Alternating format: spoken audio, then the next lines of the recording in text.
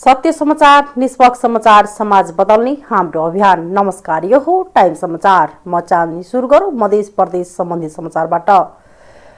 Corona virus विरुद्धको पूर्ण dose खोप लगाउने दर बढीसँगै मध्य प्रदेशमा विगत केही दिनदेखि कोरोना ग्राफ ओह्रालो लाग्दै गएको छ। यही माघको दोस्रो सप्ताहसम्म दैनिक 200 को हाराहारीमा संक्रमित थपिँदै गएकामा विगत केही दिनदेखि त्यो संख्या 50 को हाराहारीमा झरेको मध्य प्रदेश स्वास्थ्य निर्देशनालयले जनाएको छ। पछिल्लो समय प्रदेशमा संक्रमितको संख्या भन्दा निको भई घर फर्किनेको संख्या बढ्दै गएको छ। निर्देशनालयका अनुसार पछिल्लो 2 दिनका अवधिमा प्रदेशभरि 97 नयाँ संक्रमित थपिँदा 132 निको भएर घर फर्किएका छन्। बुधबार प्रदेशका विभिन्न जिल्लामा 43 नयाँ संक्रमित थपिँदा 44 र मंगलबार 54 जनामा संक्रमण पुष्टि हुँदा 88 जना निको भएर घर फर्किएको प्रदेश स्वास्थ्य निर्देशक विजय कुमार झाले जानकारी दिए। उनका अनुसार बुधबार धनुषा र सर्लाहीमा 15-15, महतरी र सप्तरीमा 4-4, रौतहट र बारामा 2-2 नयाँ संक्रमित थपिएका छन् भने मंगलबार धनुषामा 16, सिराहामा 14, महतरी र पर्सामा 6-6, सप्तरीमा 5, बारा र रौतहटमा 2-2 तथा सर्लाहीमा 1 नयाँ संक्रमित थपिएका छन्। थपिएका संक्रमितको स्वास्थ्य अवस्था सामान्य रहेको र उनीहरू सबै होम आइसोलेसनमा रहेको जनाएको छ। महामारी सुरु भएपछि प्रदेशमा संक्रमणबाट हालसम्म 41,122 संक्रमित हुँदा उपचार पश्चात 38,263 डिस्चार्ज भएका छन् भने 1,055 जनाको मृत्यु भएको निर्देशनालयको तथ्याङ्कले देखाएको छ।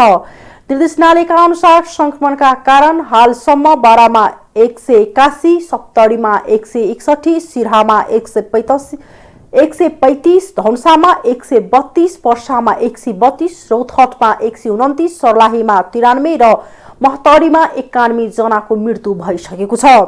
सुरुमा संक्रमण तीव्र गतिमा फैले पनि खोप लगाउने दर बढेसँगै संक्रमण दर घट्दै गएको चिकित्सकहरूले बताएका छन्। वर्तमान सरकारले सार्वजनिक सेवाका लागि अनिवार्य खोप कार्ड लागू गरेपछि करिब 3 सप्ताहका अवधिमा प्रदेशका जिल्लामा कोरोना विरुद्धको खोप लगाउने दर करिब 17% बढेको प्रदेश स्वास्थ्य निर्देशनालयले जनाएको छ। सिक्के राज नेतृत्वको जनमत पार्टीका आन्दोलनका कारण पूर्व पश्चिम राजमार्ग ठप्प भएको छ। किसान हक हितका लागि भन्दै गरिएको आन्दोलनको सप्तरी, सिराहा, धनुषा लगायत जिल्लामा यातायात ठप्प भएको छ। यस्तै राजमार्ग बन्द हुँदा मध्य प्रदेश हुँदै पूर्व पश्चिम जाने आउने लामो दूरीका गाडी पनि चल्न सकेको छैन। राजमार्गमा ठूलो संख्यामा सुरक्षाकर्मी खटिएका छन्। जनमत पार्टीले किसानलाई समयमा नै मल उपलब्ध गराउनु पर्ने, सिंचाइको व्यवस्था वा कृषि बिजुली निशुल्क गर्नुपर्ने, किसानलाई समेत पेन्सनको व्यवस्था गर्नुपर्ने लगायत 11 बुँदे माग राखेको छ। डाक्टर सिके राज नेतृत्वको जनमत पार्टीको अगुवाईमा किसान आन्दोलन अन्तर्गत मोरङदेखि बर्दियासम्म लोकमार्ग बन्द गरी प्रदर्शन भइरहेको छ। उता जनमतका कार्यकर्ताहरूले बिहानैदेखि लोकमार्गमा टेन्ट लगाएर बसेका कार्यकर्ताहरूले लोकमार्ग अवरुद्ध गरेका हुन्। किसान आन्दोलन झण्डै 1.5 महिनादेखि भइरहँदा पनि सरकारले आफूहरूको माग नसुनेको भन्दै किसानहरू लोकमार्ग बन्द गरी प्रदर्शनमा उत्रेका हुन्। पुस 9 गतेदेखि किसानहरूले विभिन्न चरणको विरोधका कार्यक्रमहरू गरिसकेको जनमत पार्टीका नेता बीपी शाहले बताए। तर हालसम्म सरकारले सुनवाई नगरेपछि बिहीबारबाट सडकमै बस्ने खाने गरी लोकमार्ग अवरुद्ध गरेर प्रदर्शन सुरु भएको छ। जनकपुरधाममा ग्यास पसलमा लाखौंको चोरी भएको छ। जनकपुरधामको भानुचौक नजिकै रामसोगार्थ पण्डितले सञ्चालन गरेको विजय जेनरल सप्लायर्स पसलमा चोरी भएको हो। पसलबाट ग्यासको सिलिन्डर तथा ग्यास सम्बन्धी उपकरण बिक्री गर्दै आइरहेकोमा मंगलबार राति गोदामको तलचाप पुताएर 3 लाख बराबरको सामान चोरी भएको पण्डितले बताए। पण्डितले 22 थान ग्यास सहितको सिलिन्डर, 12 थान खाली सिलिन्डर, चुल्हो, लाइटर, बर्नर सहित अन्य उपकरणहरू चोरी भएको जनाएका छन्। यस चोकमा जनकपुर धाम उपमहानगरपालिकाले सीसीटीभी क्यामेरा जडान गरे पनि क्यामेराले काम गर्न छाडेको स्थानीयहरू बताउँछन्। बाराबाट माछा लिएर काठमाडौँ जाँदै गरेको पिकअप भ्यान दुर्घटना भएको छ। माछा लिएर काठमाडौँ जाँदै गरेको प्र 3012464875 भएको पिकअप अनियन्त्रित भएर सडकबाट 10 फिट तल खस्दा दुर्घटना भएको हो। दक्षिणकाली मन्दिरदेखि करिब 7 किलोमिटर माथि फर्पिङ भन्ने ठाउँमा दुर्घटना हुँदा आगलगी भएर पिकअप पूर्ण रूपले जलेर नष्ट भएको प्रहरीले जनाएको छ। यथापि मानवीय क्षति हुनबाट जोगिएको छ। गाडी धनी सिराहा कुल्लाहा नगरपालिका वडा नम्बर 8 बस्ने रमेश आनन्द रहेका छन्।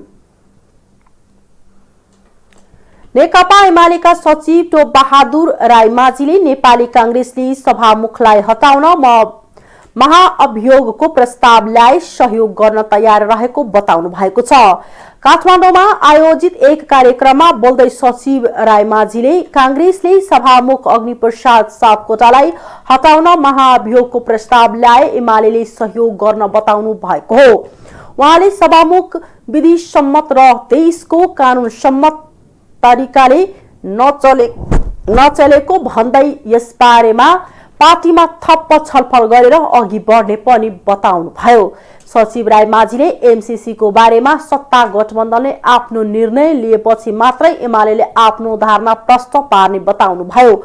उहाँले संसदको काम कारबाहीलाई सञ्चालनमा ल्याउनका लागि सभामुखलाई हटाउँदा राम्रो हुने समेत बताउनु भयो। सरकारले आफ्नो पोजिसन क्लियर गरोस्, त्यति बेला हाम्रो पार्टीले निर्णय गर्छ। एमसीसी पास नभए सभामुखमाथि महाअभियोग लगाउनु पर्छ भन्ने कुरा कांग्रेसले राख्यो भने हामी साथ दिन्छौं। सचिव राईमाझीले सत्ता गठबन्धनले स्थानीय चुनाव हार्ने डरले निर्वाचनको मिति सार्न खोजिरहेको आरोप समेत लगाउनुभयो। उहाँले नेकपा एमालेलाई तत्काल कुनै पार्टीसँग गठबन्धन गर्नुपर्ने आवश्यकता नरहेको भन्दै पार्टीले आउँदो निर्वाचनमा एक्लै आफ्ना एजेन्डा लिएर जनतासम्म जाने बताउनुभयो। आर्थिक समाचार।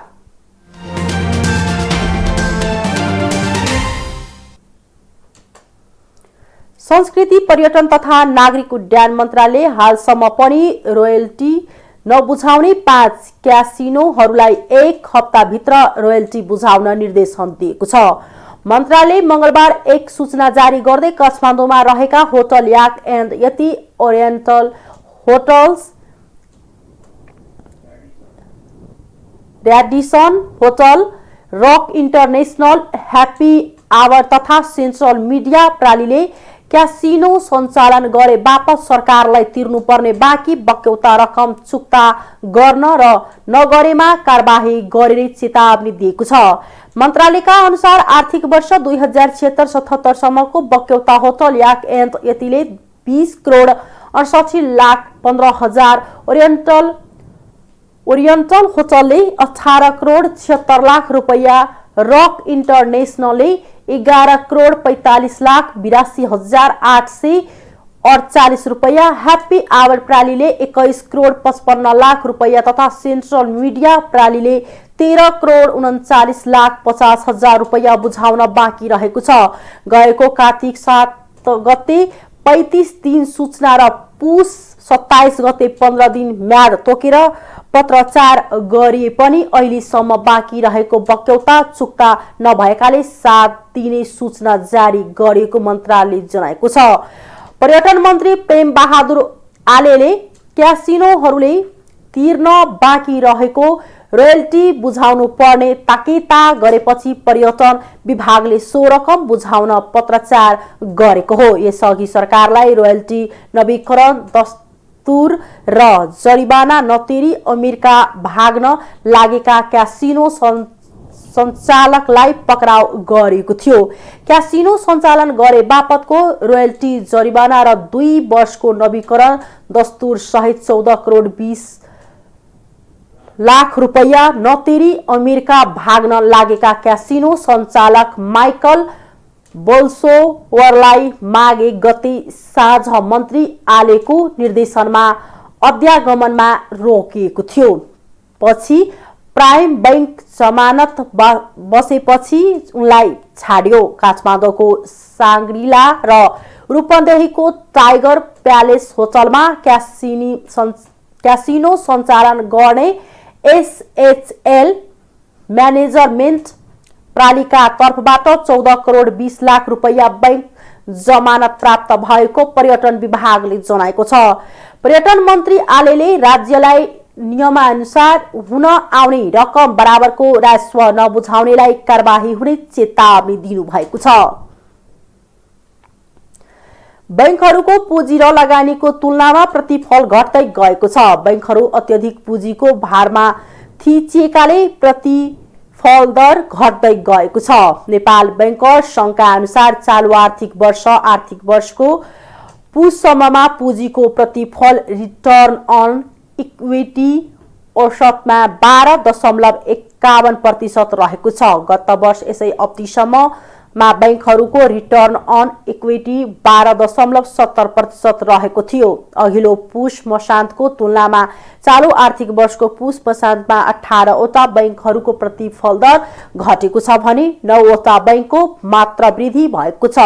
बैंक सञ्चालकहरूको छाता संस्था बैंक तथा वित्तीय संस्था परिसंघ सिबिफिनले पनि बैंकहरूको प्रतिफल घट्दै गएको र यसबाट लगानीकर्ता निरुत्साहित हुन थालेको भन्दै नेपाल राष्ट्रिय बैंकको ध्यानाकर्षण गराइसकेको छ।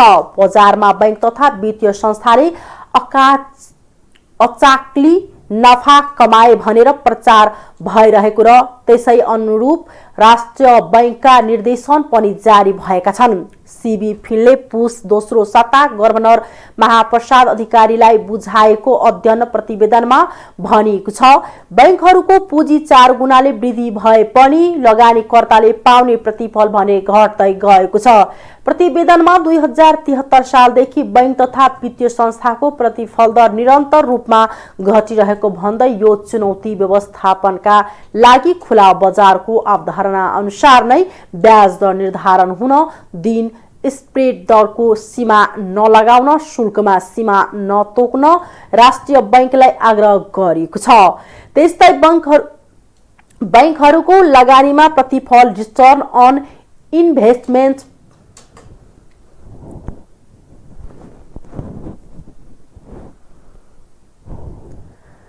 पनि घट्दै गएको छ। सिबिफिनका अनुसार 2068 सालमा 19% रहेको यस्तो प्रतिफल 2073 सालमा 23% पुगेको थियो। त्यसपछि भने घट्दै 2077 सालमा 12% मा झरेको छ। नेपाल राष्ट्रिय बैंक अनुसन्धान विभागका कार्यकारी निर्देशक प्रकाश कुमार श्रेष्ठ बैंक तथा वित्तीय संस्थाका लगानीमा प्रतिफल खुम्चिए पनि खराब नरहेको बताउँछन्। बैंकहरूको प्रतिफल दर घट्दै गएको छ उनले भने, तर अझै पनि बैंक निक्षेपबाट पाउने प्रतिफलको तुलनामा यो उच्च नै भएकाले यसलाई नराम्रो मान्न हुँदैन। बैंकर अनल राज भट्टराई बैंकहरूको पुँजी वृद्धिको तुलनामा नफा बढ्न नसक्दा शेयर धनीले पाउने प्रतिफल पनि खुम्चिँदै गएको बताए। तर बैंकको लगानीलाई दीर्घकालीन रूपमा हेर्नुपर्ने भएकाले केही समय यसको प्रतिफल खुम्चिँदैमा आत्तिन नहुने उनको भनाइ छ। अन्तर्राष्ट्रिय समाचार।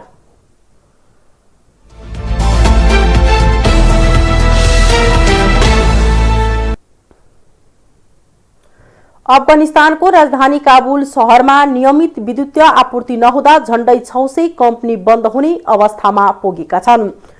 विद्युतीय आपूर्तिको समस्या खेप्दै आएका 580 वटा भन्दा धेरै उद्योगको नियमित उत्पादन बन्द हुने अवस्था देखिएको हो। अफगानिस्तानको उद्योग तथा खनि विभागका अनुसार उद्योग नियमित सञ्चालन हुन नसक्दा झण्डै 4500 कामदारले रोजगारी गुमाउने भएका छन्। सन् 2021 को नोभेम्बर मा अफगान राष्ट्रिय ऊर्जा कम्पनीले अफगानिस्तानलाई 850 मेगावाट विद्युतीय आवश्यक रहेको उल्लेख गरेको थियो। तर छिमेकी देशबाट विद्युतको आयात घटेपछि सहज आपूर्ति हुन नसकेको समाचार संस्था ANI-ले जनाएको छ।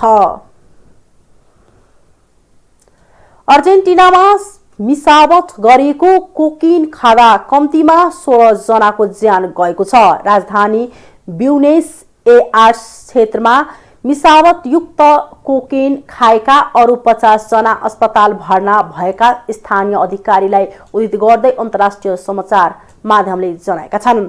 अनुसन्धानकर्ताले अवैध लागू औषध कोकिनमा कुनै प्रकारको विषादी वा अरु लागू औषध मिसाएको हुन सक्ने अनुमान गरेका छन्। स्थानीय सुरक्षा अधिकारीले पछिल्लो 24 घण्टामा कोकिन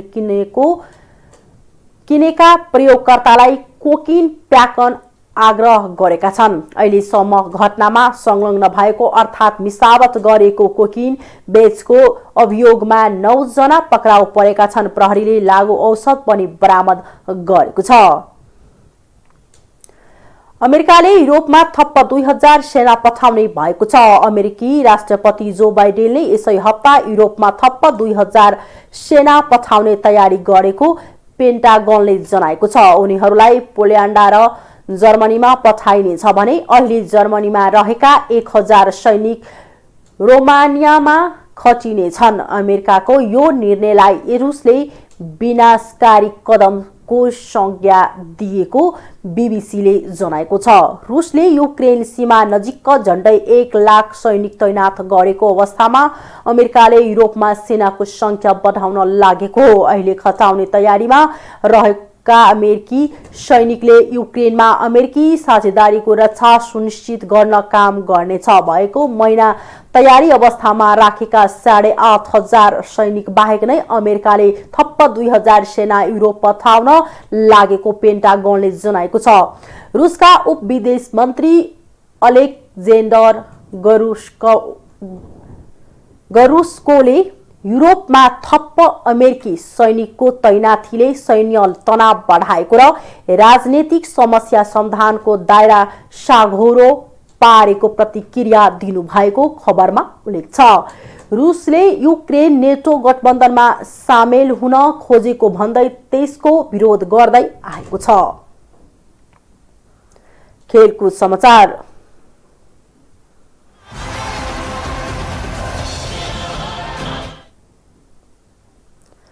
शहीद स्मारक ए डिभिजन लिग अन्तर्गत 10औं चरणको खेलहरू यही माघ अन्तिमदेखि सुरु गर्ने अखिल नेपाल फुटबल संघ एन्फाले तयारी गरेको छ।